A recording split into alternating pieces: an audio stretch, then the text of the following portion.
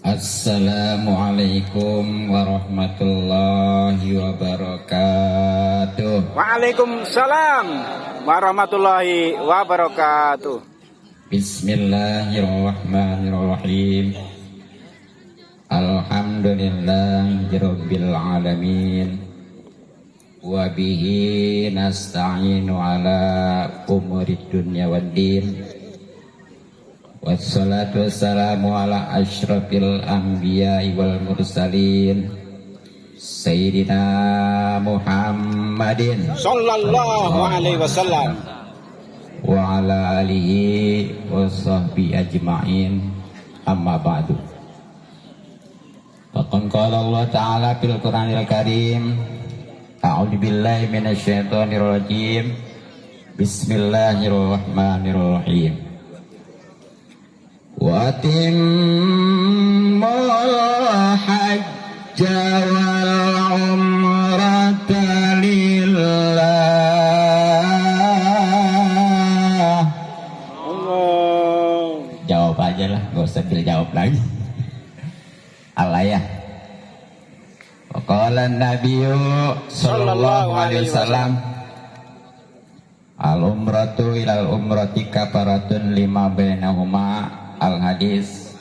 Sadaqallah sadaqa rasuluhun nabil habibul karim. Wa nahnu ala dzalika minasyahidin wa syakirin. Walhamdulillahi rabbil alamin.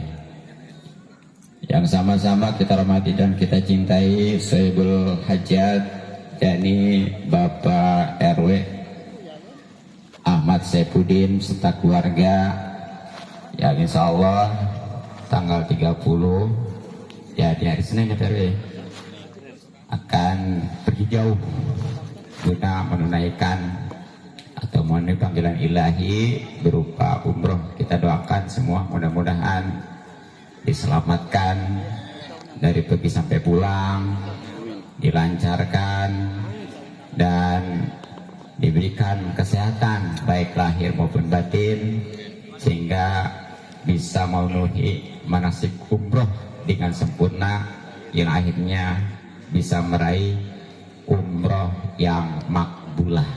Amin. Jadi kalau umroh makbul, kalau haji baru mabrur ya. Mudah-mudahan apa yang ditinggalkan juga dijaga oleh Allah Subhanahu wa taala. Itu sebagaimana ada di dalam doa ketika orang hendak safar, khususnya haji maupun umroh. Yang terhormat guru kita Ahinatillah Al-Ustadz Hudori, Ketua DKM Haji Imam Basuki, Ustadz Burahmin, Ustadz Undin, Ustadz Haji Iwan Setiawan, Ustadz Nanang, Ustadz Haji Titoyo, dan yang lainnya, para tokoh dan sepuh. Kita doakan semuanya mudah-mudahan dipanjangkan umurnya. Amin. Dalam keadaan sehat lahir batin, sehingga bisa istiqomah membimbing kita di jalan Allah Subhanahu wa taala. Kepada aparatur pemerintah, khususnya para RT, juga insya Allah calon-calon dewan baik dari tingkat kabupaten maupun provinsi, kita doakan mudah-mudahan selalu diberikan hidayah atau petunjuk oleh Allah Subhanahu wa taala. Amin. Sehingga bisa menjalankan tugasnya dengan amanah. Khusus kepada jamaah ibu-ibu yang dipimpin oleh Ustazah Humiayan, juga kita doakan ya, mudah-mudahan semuanya dijadikan wanita atau istri yang solehah. Amin. Mantap pokoknya malah. Kepada para bapak, para ibu, hadirin hadirat semuanya, yang mudah-mudahan kita semua selalu dimuliakan dan diberikan taufik serta hidayah atau petunjuk oleh Allah Subhanahu wa taala. Mudah-mudahan kumpulan kita dirahmati dan diberkati serta diridhoi oleh Allah Subhanahu wa taala, juga mendapatkan pahala yang besar dan yang banyak dunia, lebih-lebih akhirat. Amin ya rabbal alamin. Terutama alhamdulillah pada malam hari ini kita bisa berkumpul dan silaturahmi yang biasanya memang nggak nyampe segini ya, apalagi kalau di Masjid Magiris. Mudah-mudahan dengan wasilah silaturahmi ini rezeki kita dimudahkan dan dibanyakan serta dibarokahkan. Dan tadi kita sudah sama-sama membaca maulid dalam suatu riwayat atau perkataan seorang ulama salaf, ada di dalam kitab Al-Fawaidul Mukhtar, bahwa Rasulullah SAW pernah minta izin kepada Allah untuk menghadiri acara maulid seperti ini nih. Ya, karena Nabi seorang yang sangat terkasih, diizinin. Itu datangnya bukan sendiri, tapi juga dikawal oleh para nabi, bahkan para wali. Sehingga kalau suatu tempat sudah dihadiri oleh para nabi dan para wali, khususnya Nabi kita Muhammad Sallallahu Alaihi Wasallam, itu sangat diharapkan curahan rahmat. Yang insya Allah nantinya apa yang kita inginkan dan apa yang kita harapkan serta kita cita-citakan semuanya dikabul dan dijabah oleh Allah Subhanahu Wa Taala. Amin ya Rabbal Alamin. Makanya lagi-lagi kita doakan ya untuk Saibul Hajat, Bapak Saifuddin beserta keluarga, mudah-mudahan pokoknya kesimpulannya dijadikan umroh yang makbulah. Amin ya Rabbal Alamin. Hadirin wal hadirat rahimakumullah. Sebagaimana kita ketahui bahwa yang namanya ibadah umroh ini, kalau menurut mazhab Syafi'i hukumnya wajib. Sebagaimana itu di dalam kitab Fathul Mu'in ya, al-haju wal umrotu di Qurratul Ainnya. Kalau di Fathul Mu'in ada penjelasan di Qurratul Ainnya, matan dari kitab Fathul Mu'in. Jadi kitab Fathul Mu'in itu karangan Syekh Zainuddin Al-Malibar, disaring juga oleh beliau berupa Fathul Mu'in. Kemudian kesananya ada sarannya Tarseh, juga I'anatut Thalibin, gitu ya. Tuh. Situ al-haju wal umroh itu yajibani, haji dan umroh itu wajib keduanya. Kecuali kalau mazhab yang lain itu mengatakan sunnah. Nah, karena wajib hukumnya umroh itu, maka pasti banyak keuntungannya. Sebab di dalam agama jangankan yang wajib, yang sunnah juga udah pasti syarat dengan keuntungan dan keutamaan. Nah, di antaranya apa? Bagaimana tadi dalam mukadimah saya sampaikan, ini mudah-mudahan khususnya bagi Bapak Ahmad Saifuddin menambah yakin, dan bagi yang lainnya juga termotivasi. Bagaimana Rasulullah bersabda, al umratu ilal umrati kafaratun lima bainahuma. Umrah ke umrah, apakah itu setiap hari, setiap minggu, setiap bulan, setiap tahun, paling enggak kalau ada mah 5 tahun sekali. Kalau ada, ya, itu jadi kifarat, jadi penghapus dosa di antara keduanya. Jadi kalau seandainya selama 5 tahun tuh kita berdosa, insya Allah dengan ibadah umrah itu terhapus. Yang semuanya pasti punya dosa, betul. Dan memang sebaik-baiknya orang bukan yang merasa nggak berdosa, tapi yang berdosa yang berusaha untuk tobat, insya Allah. Bahkan di dalam suatu hadis juga Rasulullah bersabda, al umar wa Abdullah. Orang yang ibadah umrah itu adalah tamu Allah. Oh, bukan main-main ya.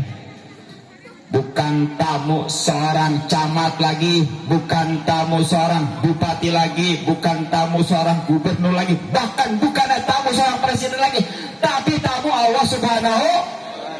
Tuh, orang yang umrah luar biasa.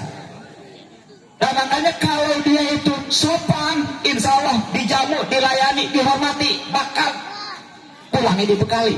Logikanya gini nih, kalau kita nanamu ke rumah seseorang, kita sopan, kira-kira disambut nggak? Kemudian kita disediain, disuguhin nggak? Bahkan makan mungkin ya, bahkan suruh minat ya. Ketika pulang juga dikasih oleh-oleh, betul? Kalau ada, mudah-mudahan nanti juga ini ada semua ya oleh-olehnya. Tenang, kebagian semua. Insya itu kalau sopan. Tapi kalau kagak sopan, jangankan dikasih oleh-oleh pulangnya, suruh minat. dikasih makan, disugih juga kagak, bahkan diterima juga kagak, betul? Nah, maksud daripada sopan enggaknya bagaimana sama Allah? Itu insya Allah manakala dia betul-betul ibadah umrohnya berdasarkan ilmu, dan yang paling utama adalah ikhlas lillahi ta'ala, insya Allah. Nah, makanya nih ya, dalam lanjutan daripada hadis ini, inda'au ujibu. Kalau orang-orang yang umrah itu berdoa pasti dijabah. Makanya nih saya pesan kepada Bapak RW di sana, nanti banyakin doa, sebab di sana itu bukan aja waktu ijabah ya, tapi juga tempat-tempat ijabah banyak, baik di Madinah maupun di Mekah. Dan di Mekah aja itu sendiri di sekitar Masjidil Haram itu nggak kurang dari 18 makom ijabah. Kalau di kita kan cuma waktu aja ya, khususnya tengah malam yang enak tidur, pokoknya jarang berdoa. Tapi di sana bukan aja waktu, justru tempat juga banyak. Makanya manfaatin, salah dijabah ya, terutama lah pokoknya mak, yang kesimpulan aja supaya segala hajat kita diijabah, dikabul oleh Allah Subhanahu wa taala. Kemudian wa in anfaqu, ketika infak, uhriba alaihim, pasti diganti. Jadi kalau orang benar-benar lillahi ta'ala ikhlas untuk umroh, itu insya Allah nanti diganti. Nah, saya sendiri terus terang ya, waktu tahun 2010 saya haji, itu saya pulang haji untuk makan aja nggak ada. Tapi yakin saya, begitu habis daftar, kemudian ada yang ngundang selamatan, dia sekalian maksudnya manjang. Ternyata pulang haji waktu 2010 saya haji itu cuma 30 juta kan, ya. Taruh habis 70 juta semua. Ternyata begitu pulang saya diganti langsung lebih daripada 100 juta. Bukti ini bukan cerita dan bukan siapa lagi, tapi saya sendiri pengalaman. Asal yakin. Nah, jadi masih banyak lagi keuntungan ibadah umrah. Tapi awas, nih saya tekankan. Ibadah umrah itu apalagi haji rawan. Rawan apa? Akan riya, akan sum'ah, akan ujub. Makanya di dalam Al-Quran kalau bicara sholat, akimis sholat li zikri, dirikan sholat untuk mengingatku. Puasa, kutiba alaikumusiyam, diwajibkan puasa, ujungnya la'allakum tattaqun. Zakat, wajibin amwalikum, ujungnya yutahhirukum, untuk apa? Mensucikan. Zakihin, dan untuk membersihkan. Ternyata ketika bicara haji dan umroh, bagaimana Allah berfirman, wa atimul hajja wal umrata lah. Sempurnain haji, artinya itu udah memenuhi syarat rukunnya berdasarkan ilmu, dan yang gak penting lillah, kudu karena Allah. Sebab kadang-kadang nih ya, jangankan haji umroh juga masih banyak yang belum karena Allah. Apakah karena cuma duit? Apakah memang nanti cuma pengen dia titel haji atau umroh? Makanya bagaimana nih ciri-ciri orang haji atau umroh itu ikhlas? Satu, lanjut terus, nggak panjang-panjang saya, sebab murid juga saya baca talbiyah saya juga, jadi double namanya. Iya, jadi kalau ceramah satu, talbiyah kedua mas buat kayak aja nanti ya, buat libur itu ya. Iya. Ciri ikhlas yang pertama, bicara ikhlas harus benar dulu, artinya tahu tuh insya Allah. Beberapa hari ini mungkin Pak RW ini udah manasikan ya umroh ya, terutama tentang rukunnya umroh gitu. Yang kedua ya pastilah insya Allah udah dibekali juga bagaimana nanti rutinnya di sono. Jadi itu yang pertama nih, kalau memang ikhlas itu dia lebih mementingkan mana yang wajib dan mana yang enggak. Artinya apa? Jadi baiknya kalau belum daftar haji jangan umroh dulu. Maaf kepada kota travel ya, Bapak Buka Dir ya, ini hak nih saya sampaikan ya, hak ini. Iya. Nah makanya saya selama 13 tahun dari 2010 sampai sekarang nih, belum pernah satupun saya dapat jamaah umroh. Kalau badal haji saya mungkin hampir 1000 dapat. Sebab badal haji ini jelas wajib.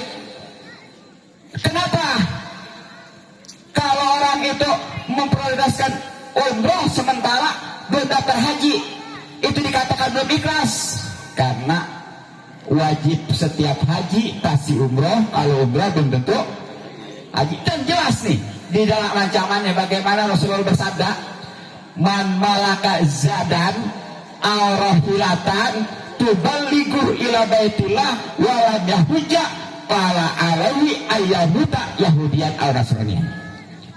Siapa orang yang memiliki bekal dan kendaraan, mungkin kalau sekarang kita mesti punya pesawat nggak repot ya, taruhlah untuk ONH kalau haji mah, kalau umroh mau ONU gitu ya, ongkos naik umroh. Sebenarnya mah bicara haji dan umroh itu yang pas mah bukan pakai bahasa naik ya. Kalau naik mah gampang, yang nggak kudu puluhan juta, apa ratus juta ya naik mah ya. Asal lupanya nih ya, siapa nih banyak Ustadz Nana, jangan udah Ustadz Nana lah, Ustadz Jaib belum jadi haji, pengen naik haji, tikain aja Rangga Jahe yang udah aja, taikin jadi naik haji, betul? Atau sebaliknya? Yang tempat ini adalah ibadah haji, jangan bahasa naik haji ataupun umrah ya. Terjadi itu ciri umroh yang ikhlas itu dia memprioritaskan yang wajib. Dan yang kedua, jangan pengen disebut-sebut haji.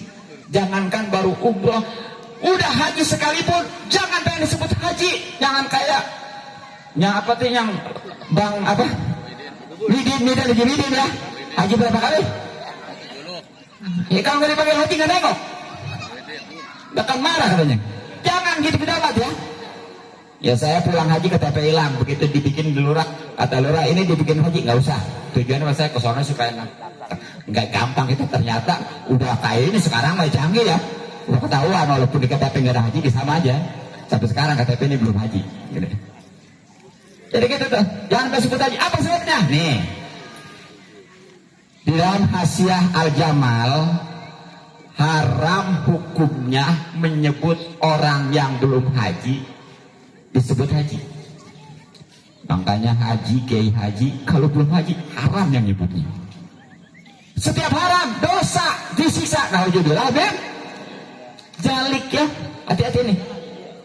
Nah itu kalau tahu. Bagaimana kalau nggak tahu nih, seperti ibu-ibu mah udah pasti nih. Kalau ke pasar belanja ya, dia sebut ibu aja beli gitu kan.